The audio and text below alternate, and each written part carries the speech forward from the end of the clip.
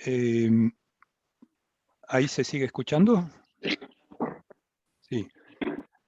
Em, bueno, tengo una historia, digamos, de trabajo en los Andes, desde Argentina, Chile hasta Venezuela. Muchos años de hacer investigaciones ecológicas, evolutivas en esa región, pero también comparativamente de esos ecosistemas con biomas de Europa, Norteamérica, Nueva Zelanda, Hawái, África. Entonces, un poco con ese contexto, traté de hacer una serie de diapositivas, posiblemente un poco desordenadas, pero como para darles una visión, una ventana, digamos, sobre algunos de los patrones macro y de las tendencias evolutivas macro que tenemos en los Andes. Em, Bueno, así que voy a ver si puedo manejar la parte tecnológica, compartir pantalla, a ver si funciona mi sistema.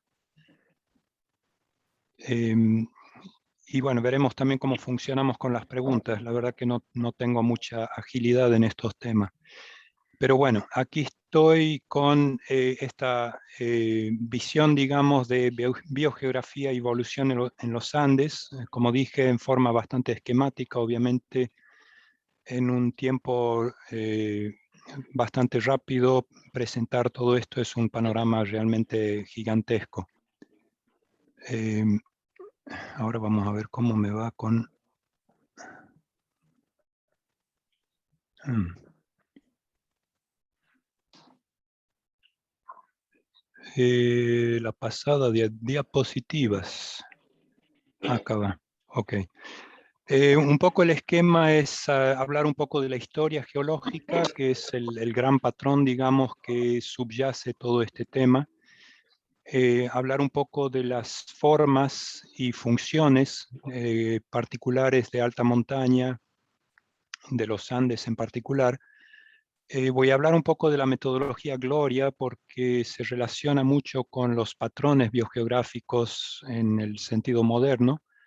Y luego un poco de biogeografía descriptiva, un poco más divertido, algunas de las regiones, algunas fotos y algunas descripciones, y luego un poco de la biogeografía dinámica acerca del cambio reciente, digamos, cambios climáticos.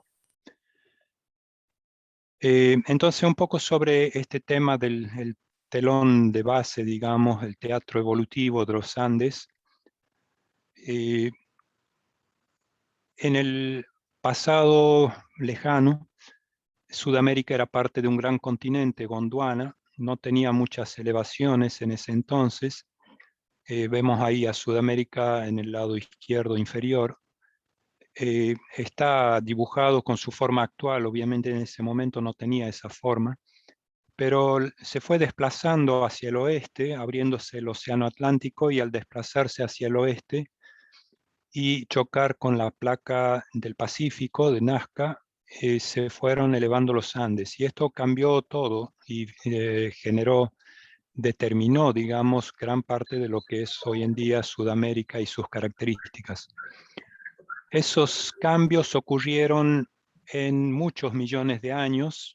Acá tenemos arriba a la izquierda el Mioceno, cuando se empieza la elevación, digamos, más reciente de los Andes, entre 30 y 15 millones de años. Como ven, todavía no son alturas muy elevadas. Eh, Luego se van levantando los Andes para ya 15, 10 millones de años a la izquierda abajo. Ya hay elevaciones de más de 3.000 metros. Y eso es un punto clave desde el punto de vista de evolución de la biogeografía, porque a partir de ese entonces los climas son ya suficientes como para que empiecen a evolucionar los grupos taxonómicos que hoy en día encontramos en los Andes y los endemismos de largo plazo que han ocurrido acá a nivel de familia, a nivel de género. Finalmente, en el presente, que es el arriba a la izquierda, vemos elevaciones de más de 4.000 metros y hasta casi 7.000 metros, que es lo que determina, digamos, las condiciones de los Andes actuales. Voy a mencionar un poquito de las características peculiares de los Andes que determinan las evoluciones y los grupos taxonómicos que son capaces de vivir aquí. Tenemos, obviamente, al levantarse una montaña a grandes elevaciones, la radiación solar aumenta, la presión atmosférica disminuye, la temperatura disminuye, la nubosidad típicamente aumenta sobre los faldeos, las precipitaciones también aumentan y el CO2 y oxígeno disminuyen por causa de la reducida presión atmosférica.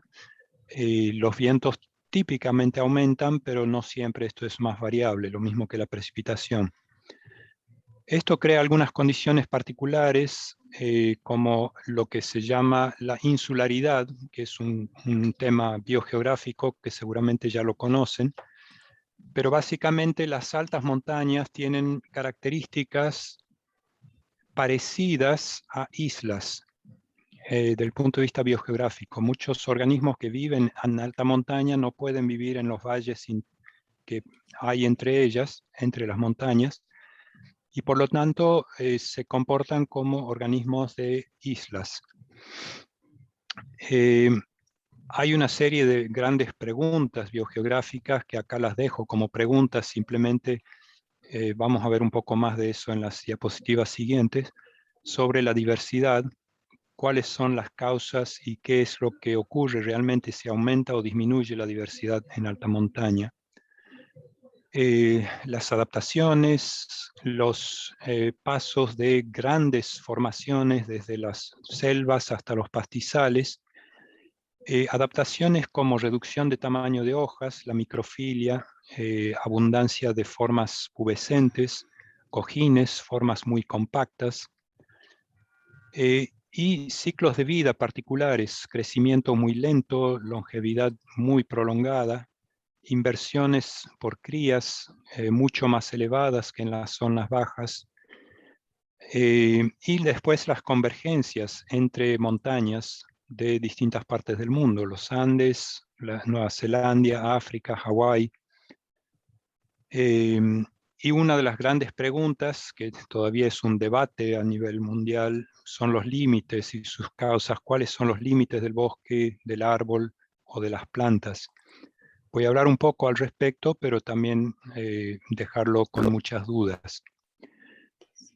Una de las cosas particulares que uno puede observar en el laboratorio ecológico, si se quiere, de los Andes, es ver la convergencia de formas de vida. Convergencia siendo que distintas familias con grupos muy diferentes se vuelven entre sí muy parecidas al evolucionar en condiciones parecidas. Esto es un caso de hojas, por ejemplo, de divergencia, el caso opuesto, o sea, dentro de un mismo hábitat y para ocupar distintos nichos ecológicos, las especies varían tanto en tamaño como en forma, como en fisiología, de manera bastante significativa, como se ven en estas fotos. Estas gráficas representan algunas de las formas de vida bastante típicas de alta montaña, desde la microfilia, como se ve en la foto de abajo, una loricaria en el páramo de los Andes del norte, hasta las formas caulescentes de las espeletias, arriba a la izquierda, que son muy particulares y características de los páramos, pero también de Hawái, África y montañas ecuatoriales en general. Vamos a ver más imágenes de esto enseguida. Pero una cosa que quería mostrar es que todo esto tiene una tremenda heterogeneidad. Esto es un corte de los Andes, un perfil a los 26 grados sur, y lo que quería representar acá es el nivel del bosque, que está representada por ese cuadrado verde que sube y que llega a cerca de los 3.500 metros. Lo que ven ahí es que la región alto andina, o sea, la región que está por encima del nivel del bosque, está, forma como islas, si se quiere, que están aisladas de las otras islas. Y lo que quería mostrar es que este nivel está subiendo con cambio climático, y ahí va el segundo rectángulo verde, y ven que ahora las regiones que antes estaban conectadas se desconectan más todavía y las islas quedan cada vez más pequeñas. Voy a mencionar esto más adelante también. Un poco sobre cadenas tróficas. Los ambientes montanos, como todos los ambientes, son sistemas muy complejos que tienen cadenas tróficas integradas desde los vegetales productores hasta los grandes herbívoros, los pequeños herbívoros y los predadores y carroñeros. También los saprófitos, hongos, etc. Y acá tenemos algunos ejemplos de ello en los Andes, desde las vicuñas hasta el cóndor, los roedores crisétidos, las avispas y los colibríes. El grupo de lagartos, Liolemus, que voy a mencionar varias veces porque es un grupo particular andino con una radiación adaptativa enorme. Los gatos, los félidos, que son en realidad de origen holártico y han penetrado a Sudamérica recién después de la conexión del Istmo de Panamá. Eh, Todos estos grupos tienen particularidades en cuanto a su historia geológica, y acá lo ven ustedes con una escala de tiempo muy esquemática a la izquierda, en millones de años, con grupos desde muy, muy antiguos, o sea, endemismos profundos. El de más abajo es un concostraco, un crustáceo que se encuentra desde el Ordovícico, sumamente antiguo, y que se encuentra en lagunas altoandinas. Los isoetes, que pertenecen también a un grupo de licópsidas presentes en la Tierra desde el Carbonífero, y luego ya grupos paulatinamente más recientes, como las ranunculáceas, algunos de los anfibios, los liolemus que mencioné anteriormente. Y lo que están rodeados en rojo ahí son grupos que son también que han tenido radiaciones adaptativas. Es decir, por ejemplo, los isoetes y los concostracos son grupos que son antiguos, pero son relictos. Tienen muy pocas especies, mientras que los grupos como Liolemus o Nototrique son grupos que han tenido una radiación adaptativa con decenas de especies nuevas y endémicas de los Andes.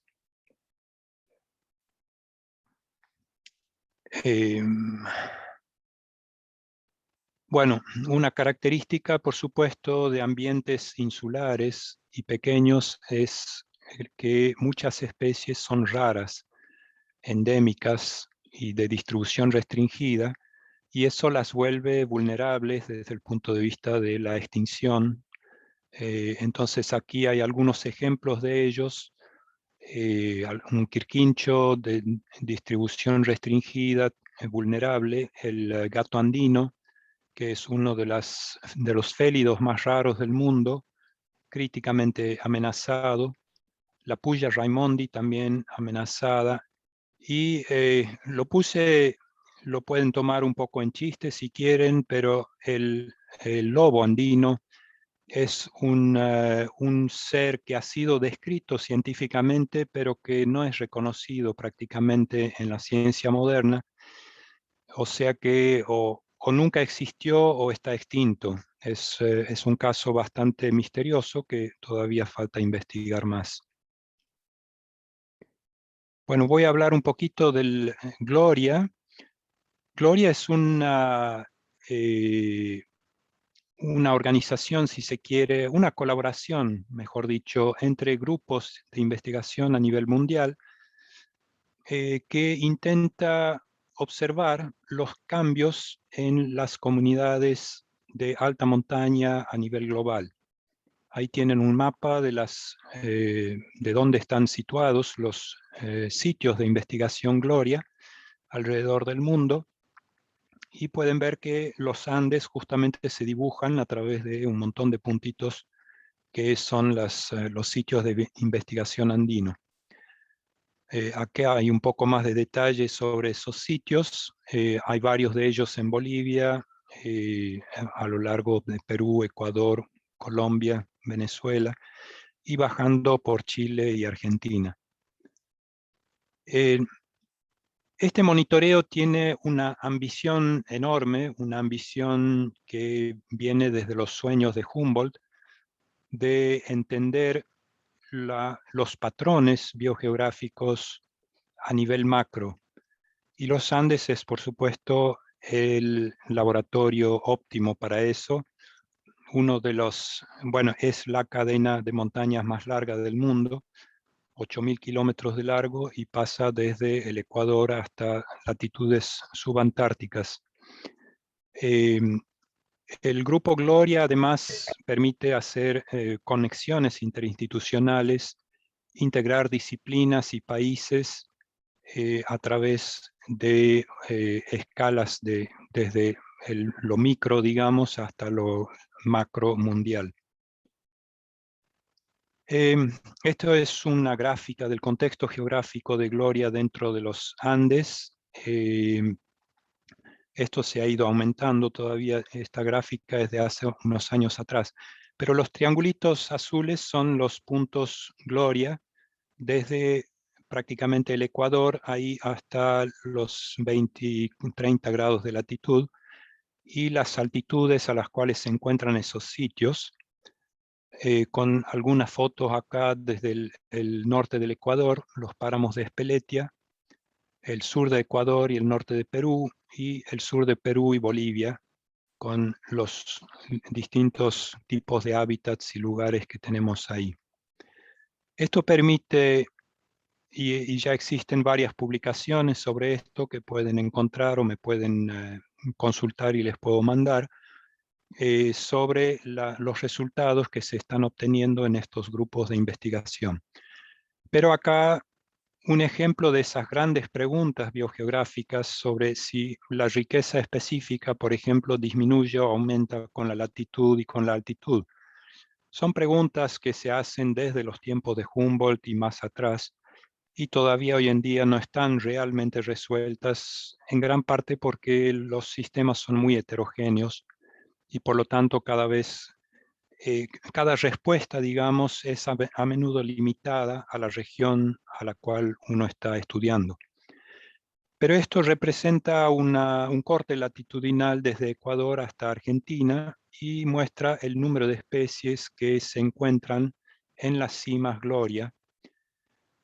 Si ustedes miran eso a ojo, digamos, uno puede decidir que existe una tendencia declinante de diversidad, o puede decir que existe básicamente la misma. Un test estadístico aquí no serviría de mucho porque básicamente son demasiado heterogéneos los sitios y demasiado poca la información. Pero al menos la ambición es que complementando estos sitios y haciendo más sitios, tendremos alguna vez una respuesta un poco más clara. Bueno, esta es otra pregunta grande que se hace y que verán, seguramente habrán visto en libros de texto, de que la biodiversidad disminuye con la altitud. Y esto muestra, a ojo nuevamente, una tendencia que parece ser efectivamente que el número de especies con la altitud parece disminuir. Esto es en sitios Gloria específicamente. Esa sería la tendencia de esta flecha.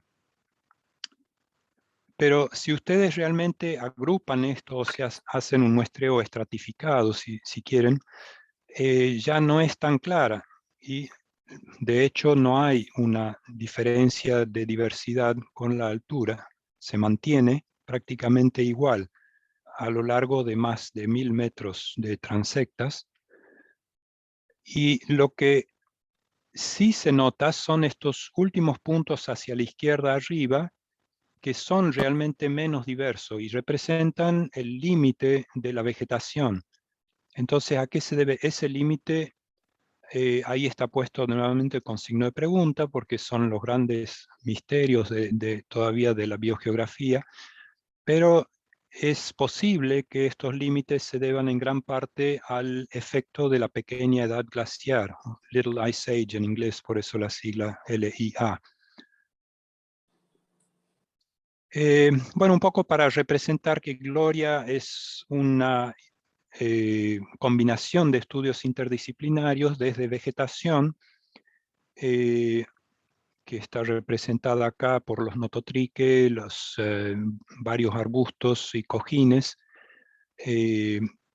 pero también anfibios, reptiles, insectos, formas de vida, los temas hídricos y los temas humanos están integrados incluso a nivel bacteriológico. Existen toda una serie de estudios relacionados también con Gloria. Vamos a entrar un poquito, como mencioné al principio, a la parte más descriptiva de cuáles son las regiones dentro de los Andes y cómo se relacionan con la biogeografía. Para empezar, quería mostrar estos diagramas simplemente para mostrar de que existen muchas interpretaciones de la biogeografía y no voy a entrar en debate de eso, sino solamente describir lo que tenemos en los Andes en algunos lugares. La clasificación específicamente es debatida y cada autor tiene sus opiniones al respecto. Pero gran parte de las clasificaciones modernas, o de hecho de cualquier clasificación biogeográfica, es un solapamiento entre clasificaciones climáticas, que es la de arriba a la derecha, y clasificaciones filogenéticas biogeográficas, o sea, cuáles son los grupos taxonómicos que viven en esas determinadas regiones. Para empezar, quería mencionar un poquito de los parámetros específicos de Sudamérica en general. Sudamérica es un continente bastante pequeño. Es un poco más grande que Australia, pero es solo 12% de la superficie global terrestre. Esa superficie pequeña, sin embargo, tiene la mayor biodiversidad de plantas vasculares del mundo. Eso es interesante cuando comparan, por ejemplo, con Australia. Es 9 veces más que Australia y es 3 veces más que la China, que son lugares, digamos, territorios relativamente comparables. En esa pequeña área de Sudamérica, que es solo 12% del mundo, existen el 24% de las plantas vasculares mundiales, 33% de las aves y 40% de los peces de agua dulce, lo cual realmente muestra la concentración de biodiversidad en un área tan pequeña. Parte de esto se debe a esa historia geológica que mencioné antes. Al moverse Sudamérica y separarse de Gondwana, se elevaron los Andes, y al elevarse los Andes crearon una barrera para los vientos que produce de un lado sequía y de otro lado exceso de humedad. Y esos lados son invertidos. En el sur, que es este esquema, es el oeste, el húmedo, y el este, el seco, que sería la Patagonia. El oeste son los bosques valdivianos, a las latitudes del sur de Chile y Argentina. En el norte se produce un esquema casi igual, digamos, de aspecto, pero invertido, donde es el oeste, el seco, que corresponde a los desiertos de Atacama, de Piura, en las costas de Chile, Perú y Ecuador, y las selvas yungueñas y de amazónicas del lado oriental. Entonces, los Andes en realidad son determinantes de la Amazonía. No habría Amazonía si no fuera por los Andes.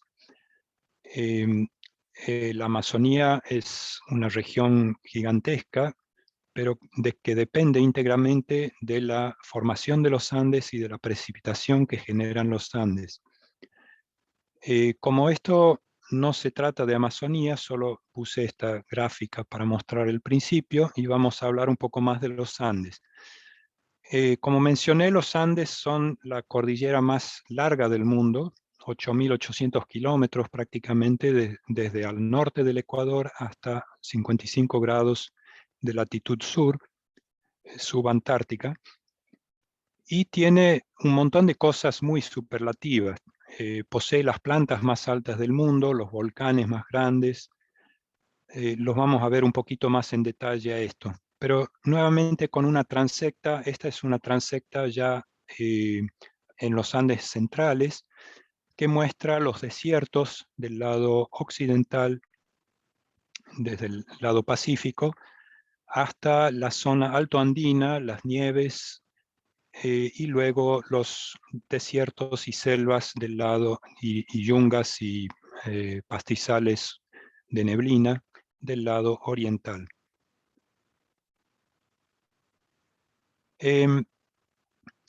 Bueno, hay muchas cosas particulares de los Andes, pero entre otros, muchos récords de altitud a nivel mundial.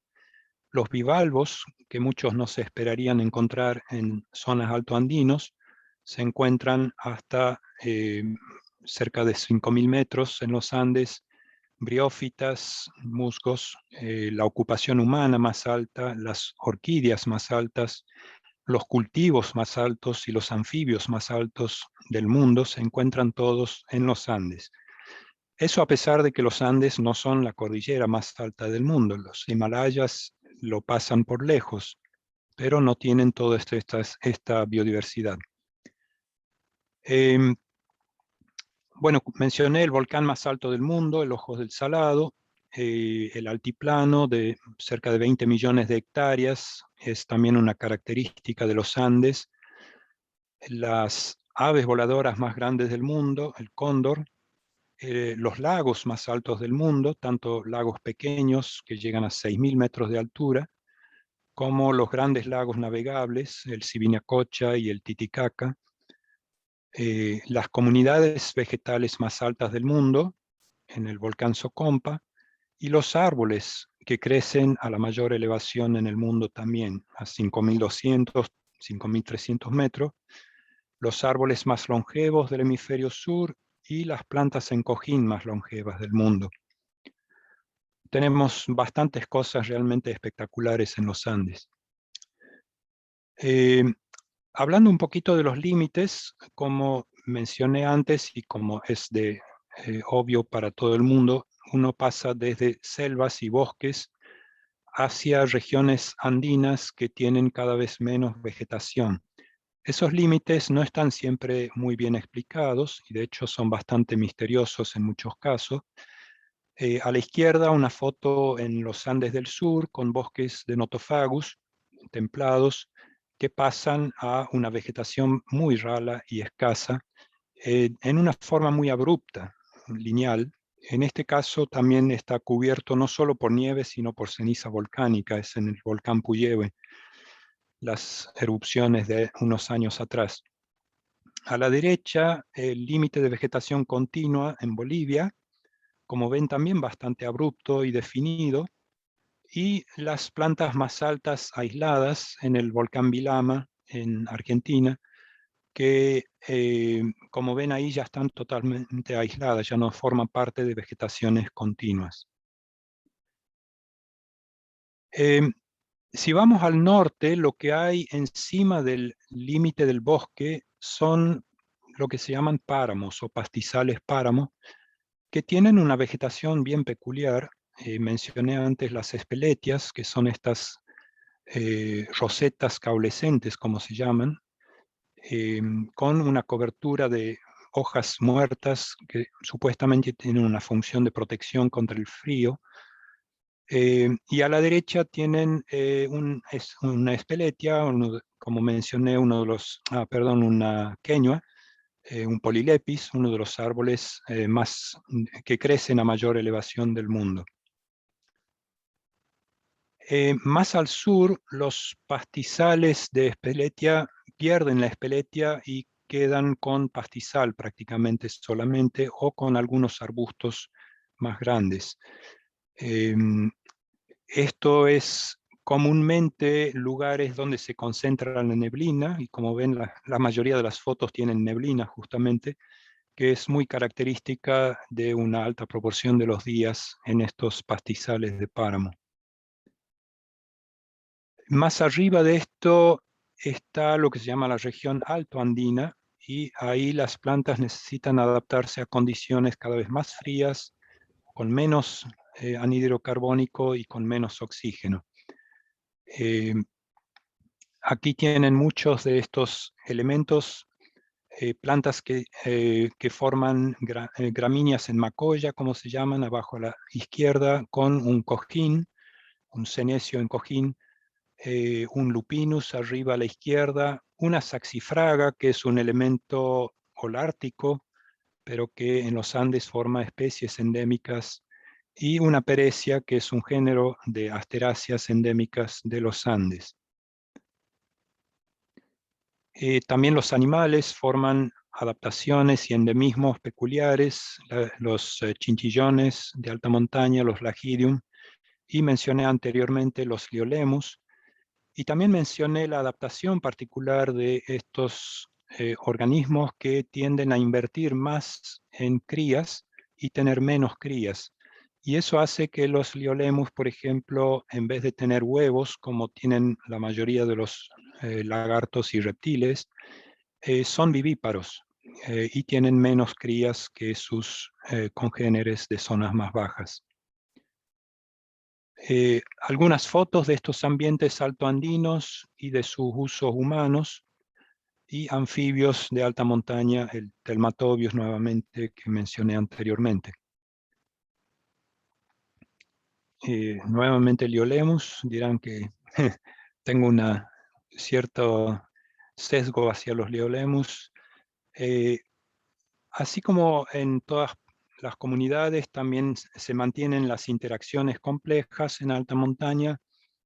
Mencioné anteriormente las cadenas tróficas. Acá tenemos un himenóptero polinizando una cactácea de alta montaña que forma cojines también, una barneudia y una calceolaria también bajo una macolla de pastos características festucas de los Andes. Y mencioné anteriormente la longevidad de los cojines estos. Esto es en el Sajama, una azorela, una yareta. Esta planta tiene la distinción extraordinaria de llegar a edades de varios miles de años, o sea que este ejemplar en particular posiblemente nació antes de que se construyeran las pirámides egipcias. Está la línea del tiempo abajo. En ese momento era posiblemente una plantita de unos cuantos centímetros de ancho, y actualmente llega a más de 4 o 5 metros de diámetro. Del otro lado, como mencioné, con la sombra de lluvias se forman desiertos enormes, los desiertos de Atacama, pero en medio de esos desiertos existe vida, y de hecho la vida más alta conocida en el mundo. Esto es el volcán Socompa, en cuya cumbre misma existe una zona de puntos calientes por efecto volcánico, donde existen decenas de especies de briófitas, insectos, microorganismos, que realmente es una riqueza biológica impresionante, porque el volcán emerge en medio del desierto de Atacama. Acá una vista más del desierto y algunas plantas que logran sobrevivir en ese desierto, una paquilena, una compuesta realmente con una morfología y una realmente tan mimética con su fondo, que es muy impresionante. No quería dejar de mencionar, solo con una foto, el pastizal patagónico, que también depende de los Andes y que se encuentra a latitudes mayores a los 36, 40 grados de latitud sur. También muy altamente biodiverso.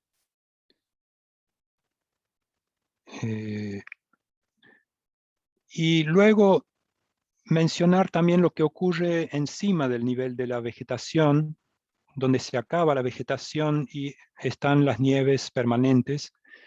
Sigue habiendo vida, a pesar de que no hay productores, y eso puede parecer contradictorio, pero esto es una de las formas, los biomas más particulares del mundo, lo que se llama la zona eólica, donde existen consumidores pero no productores, y la idea es que lo que comen esos consumidores son desechos que son traídos por el viento desde zona baja, por eso se llama zona eólica. Y tampoco falta mencionar la ocupación humana. Los Andes tienen una ocupación humana antigua, seguramente más de 12.000, 15.000 años. También hay un poco de debate sobre eso, posiblemente más todavía. Y en ese tiempo han desarrollado culturas sumamente complejas y evolucionadas. También mencioné que se encuentran en los Andes los cultivos más altos del mundo y que estos a su vez están subiendo rápidamente con el cambio climático.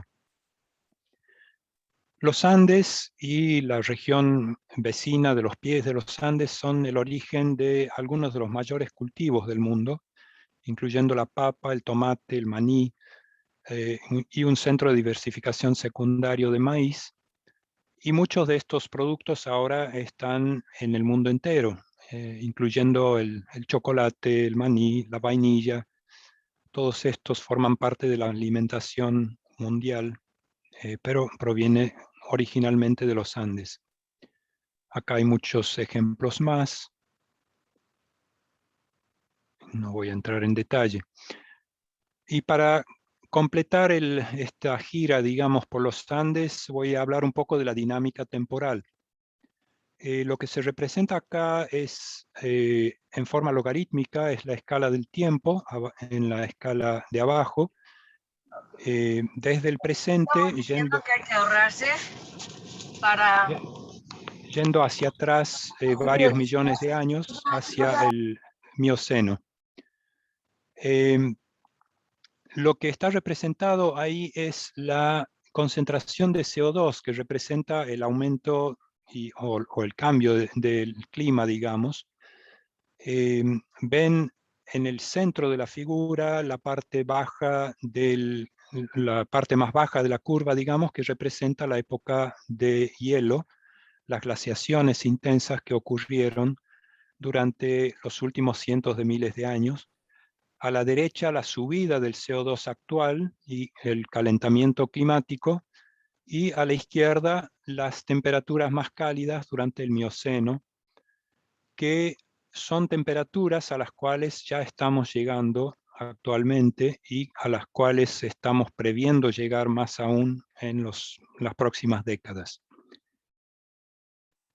Quería simplemente recordarles que esas condiciones a las cuales estamos llegando representan condiciones del Mioceno y del Plioceno, en el cual la fauna era totalmente distinta a la que es actualmente. Y eso nos deja pausa, digamos, para pensar un poco.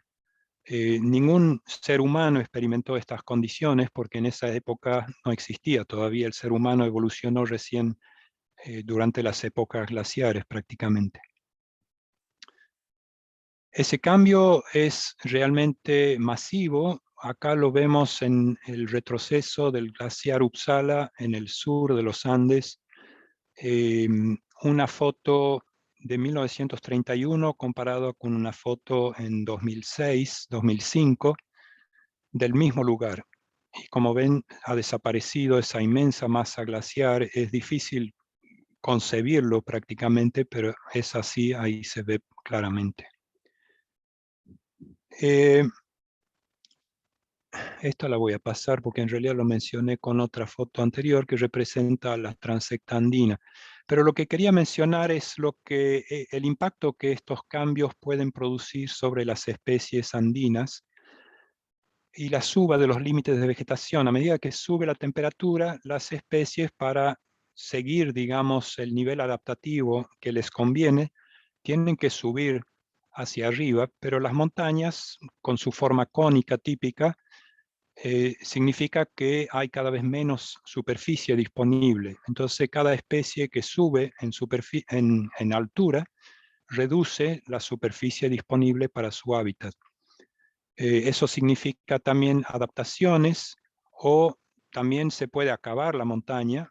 Si ya no hay más lugar en esa montaña, tiene que saltar a otra montaña o invadir otras áreas.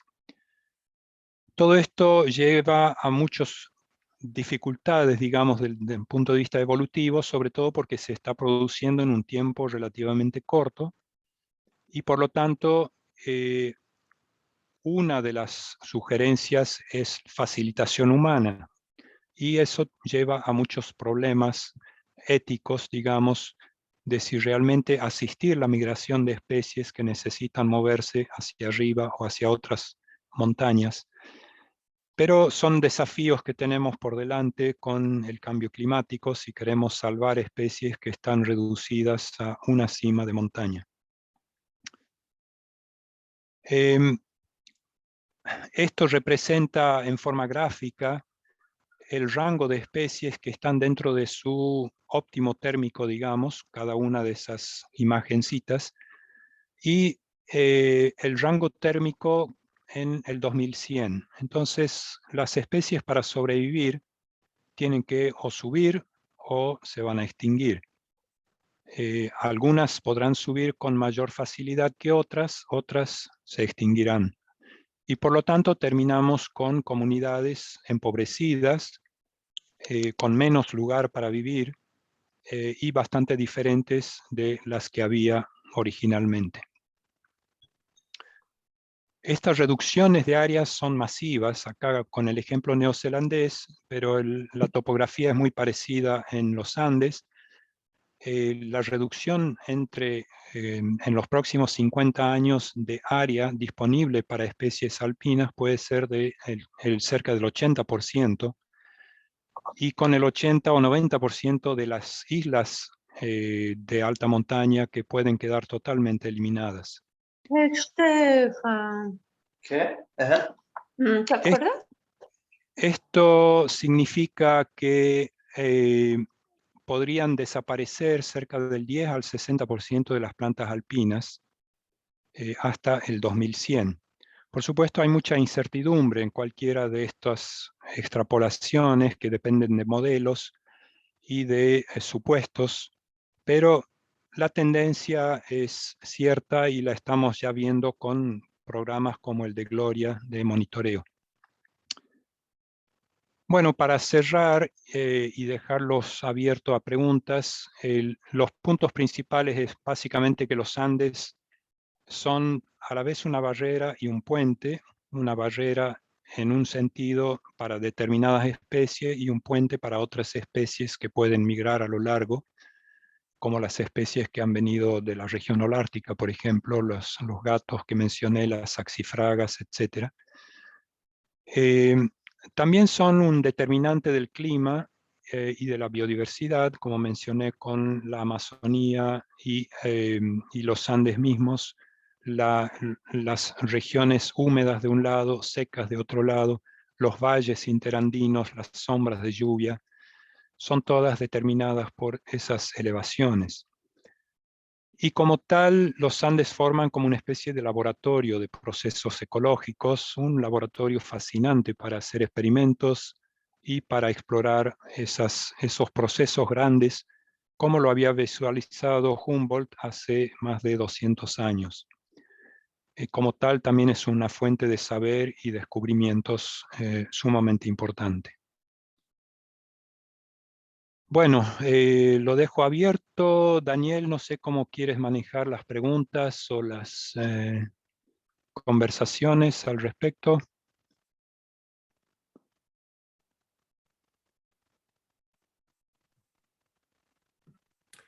Stefan, agradecerte nuevamente.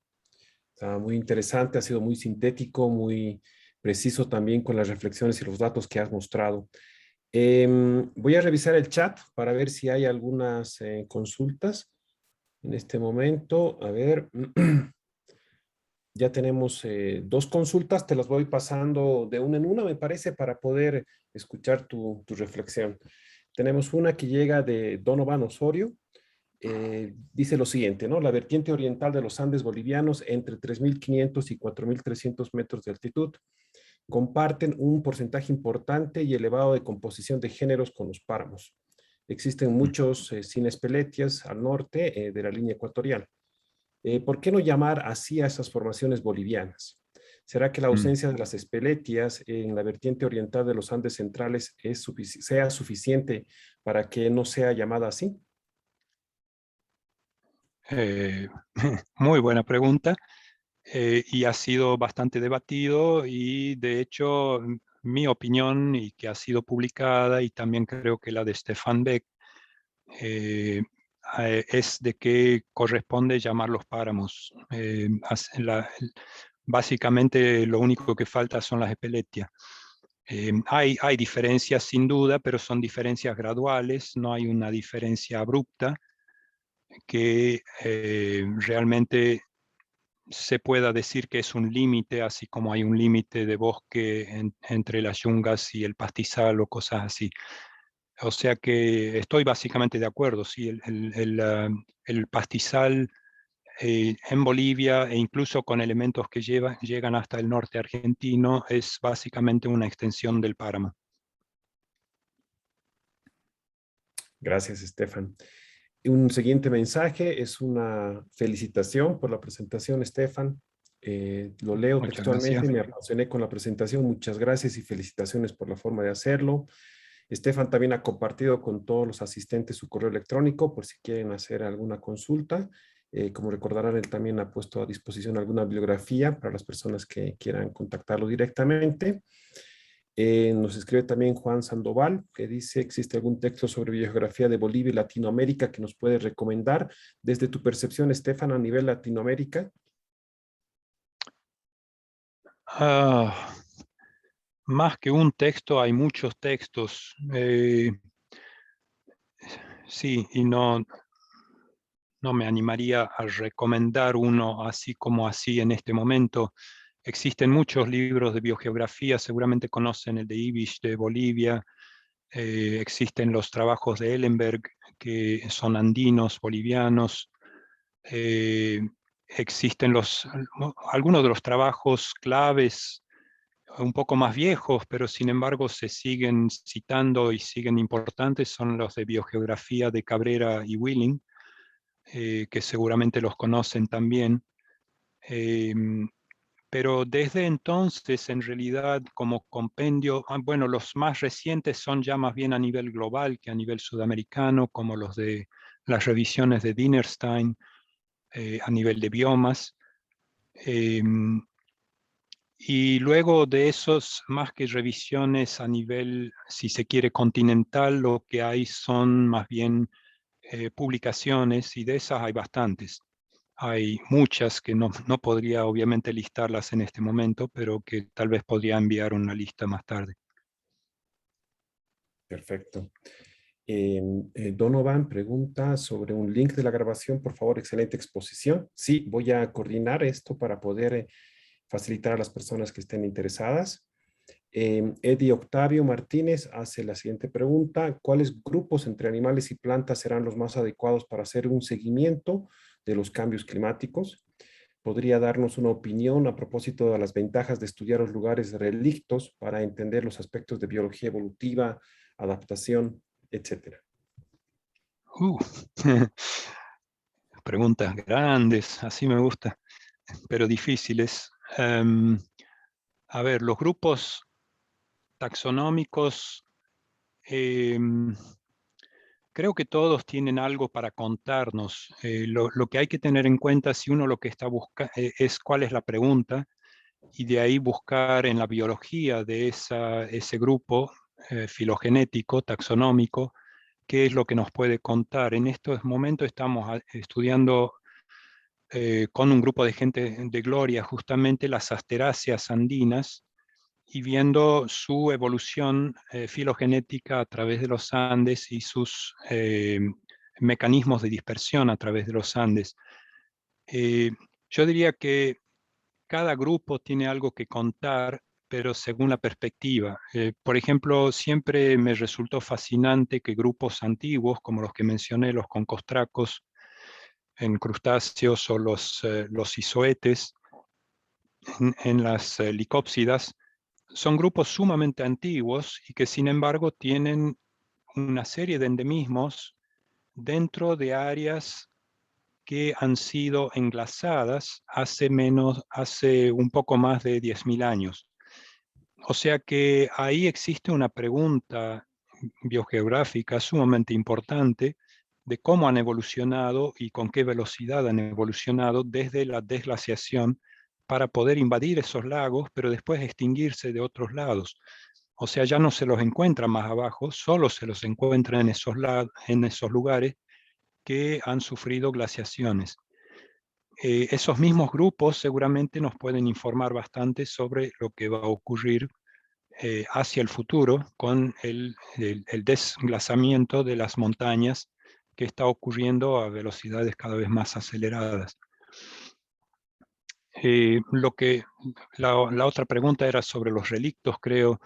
Bueno, existen bolsones relictuales, tanto de vegetación como de fauna, en los Andes, que son sumamente interesantes, y eso sí a mí me parecería prioritario desde el punto de vista de investigación, tener esos lugares como líneas base, digamos, porque son lugares que nos pueden informar mucho sobre lo que ha ocurrido en el pasado y lo que puede ocurrir en el futuro. No sé si había otra parte de la pregunta que me olvidé. No, creo que está respondida, Estefan. Continúo, han llegado algunas preguntas más, además de felicitaciones por la presentación, Estefan. Cristian Arias nos escribe. Déjenme ver, se me perdió el... Acá está. Entonces, dice, tomando como marco de referencia la hipótesis de Janssen sobre los pasos de montañas más altos en los trópicos, haciendo la relación entre la fisiología de los organismos, la plasticidad fenotípica y la ecología, ¿crees que la biodiversidad de los Andes subtropicales sería más resiliente en un escenario de cambio climático? ¿Podría esto promover una migración de especies de zonas templadas hacia los trópicos? Hay varias preguntas un poco combinadas ahí. Uno de los puntos interesantes de los Andes subtropicales, comparado con los Andes ecuatoriales, es que son geográficamente representa un área mucho más ancha. O sea, hay mucho más superficie. Como mencioné, el altiplano es muy grande y más continuo, hay menos insularidad. Eso significa que, por ejemplo, de hecho lo hemos propuesto a nivel de conservación, de que el altiplano puede servir de una especie de arca de Noé para conservación, para especies que van subiendo hacia zonas más altas, porque en vez de reducirse el área, en ese caso se aumenta el área, paradójicamente. En cuanto a la otra parte de esa pregunta, que era migraciones desde subtropicales hacia tropical, eso es más complicado porque existen ahí, por un lado, bueno, habría que ver la combinación de latitud con altitud, pero las zonas ecuatoriales son mucho más lluviosas, entonces existen también diferencias de precipitación que se combinan y que cambian bastante las condiciones ecológicas. No es solamente un cambio de temperatura y por lo tanto el cambio, digamos, cambiar de latitud en esas condiciones no es necesariamente posible ni factible. Perfecto. Te llegan muchas felicitaciones, Estefan, por la presentación. La mayoría de Gracias, los gracias. van en ese sentido. Acá tenemos una pregunta de Luis Pacheco. Dice textualmente, querido Estefan, ¿podrías comentar un poco sobre los bofedales? Estos están a lo largo de la cadena montañosa andina, más o menos a la misma elevación y bajo procesos semejantes. Están bajo las mismas presiones de explotación que aquí en Bolivia. Mil gracias y recibe un fuerte abrazo. Gracias, Lucho. Saludos a vos también. Bueno, Sí, los bofedales son un ecosistema que no mencioné lo suficiente. Realmente es un ecosistema bien peculiar de los Andes y que no se replica tanto en otras montañas del mundo, con la excepción tal vez de Nueva Zelanda. Es casi el único lugar donde existen bofedales con las mismas características ecológicas.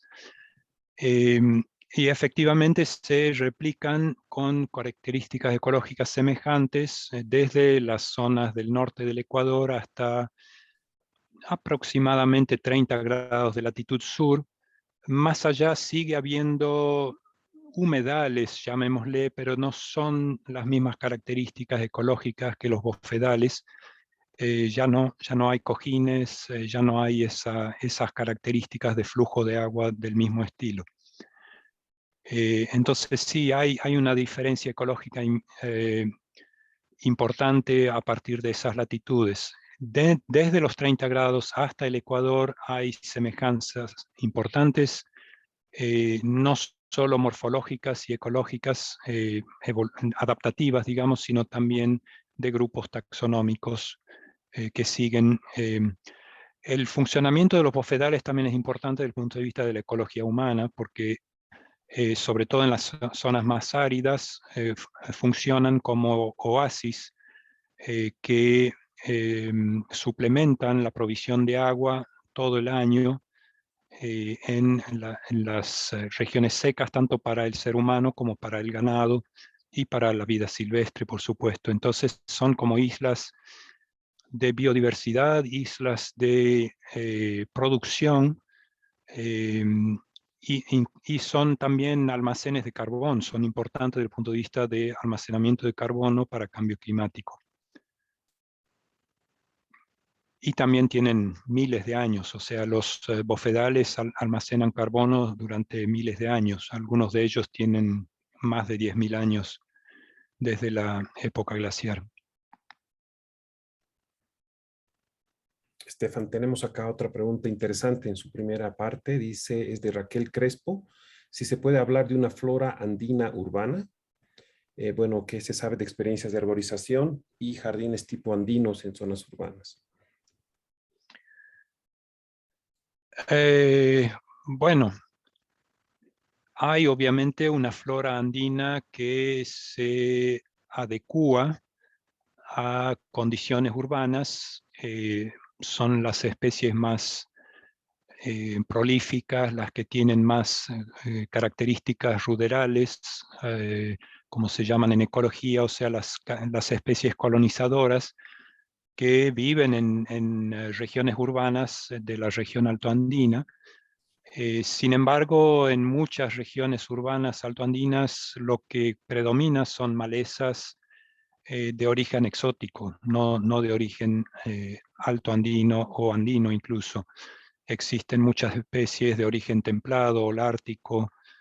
En cuanto a jardines, sí, obviamente hay algunos intentos y muy lindos y buenos, pero no soy la persona más indicada para hablar de ellos. Solo he visto algunos casos, como en Cusco, por ejemplo, donde hay un intento de mantener especies nativas dentro de el sistema urbano, pequeños ecosistemas urbanos con especies andinas. En La Paz también tenemos varios ejemplos de eso.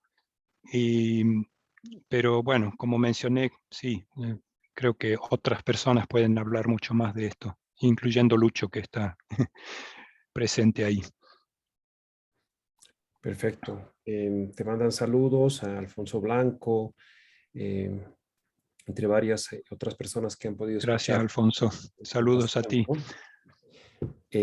Bueno, para las personas que, bueno, recordar al público, a los asistentes que han estado acá, esta presentación de Estefan es parte de la materia de biogeografía de la Universidad Mayor de San Andrés. Y para las personas que quieran acceder a la grabación de la presentación, pueden escribirme. He dejado ahí mi correo electrónico también en el chat para que puedan mandarme el correo y coordinamos ya virtualmente el tema, ¿no? Hay una pregunta también justo de Alfonso Blanco que dice, ¿cuáles son los ecosistemas más críticamente en peligro por cambio climático? Ajá. Buena pregunta.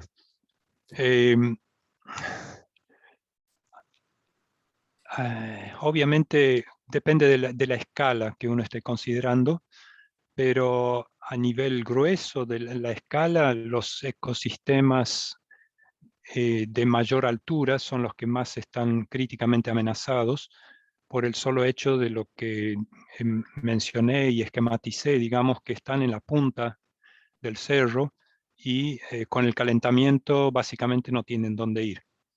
Entonces esos ecosistemas, los eólicos y los altoandinos, son los que más están en riesgo en este momento a nivel grueso. A nivel una escala un poco menor, hay muchos ecosistemas, ya hablando de comunidades más pequeñas, que básicamente son bolsones, relictos, como se mencionó también anteriormente, que viven en solo pequeñas áreas con endemismos restringidos. Por mencionarle algunos casos, conocemos algunas especies de geranium o de barneudia, de nototrique, que viven en menos de 10 hectáreas. Ese tipo de relictos, obviamente, con cambio climático están amenazados de extinción bastante rápidamente. Perfecto. Bueno, yo creo que podemos ir cerrando la presentación. Agradecerte nuevamente, Stefan, por el tiempo. Coordinar el horario ha sido un poco especial, ¿no? Tenemos una distancia grande en los horarios, Sí. pero también nos ha dado la posibilidad de abrir la presentación. Aquí quiero agradecer nuevamente a Luis Pacheco, por la articulación y por también sugerir que podamos abrir tu presentación para que muchas personas puedan escucharla, que ha sido así. Hemos tenido hasta 60 personas que han asistido a tu charla, que para mí ha sido fantástica, ¿no? Muchas Estefan, gracias a agradecerte ustedes. nuevamente y bueno, que estés Sí, muy bien. Un abrazo grande y bueno, sí. estaremos en contacto. Gracias a ti, Daniel, y gracias a todos ustedes por tener el tiempo de escucharme. Muchas gracias. Gracias, Estefan. Chao, Hasta un luego. abrazo. Un abrazo.